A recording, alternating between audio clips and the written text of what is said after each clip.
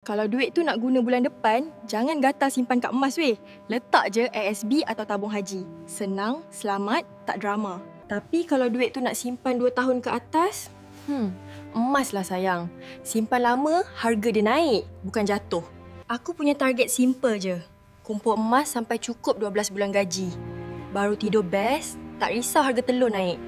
Amanah saham bagi 5%, tapi barang naik 10%. Siapa lagi untung? Bukan kau, bukan aku. Inflasi, sis. Dulu RM50 boleh beli 10 papan telur. Sekarang dapat 3 je. Telur naik ke? Atau duit kau yang susut? Harga barang naik? Chill, emas pun naik. Itu beza simpan duit dengan simpan emas. Yang satu susut, yang satu melawan. Emas cantik, simpan nilai.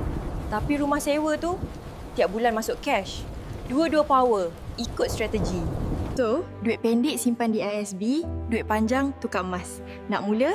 Simple je. Join Public Gold, aku guide sampai jadi.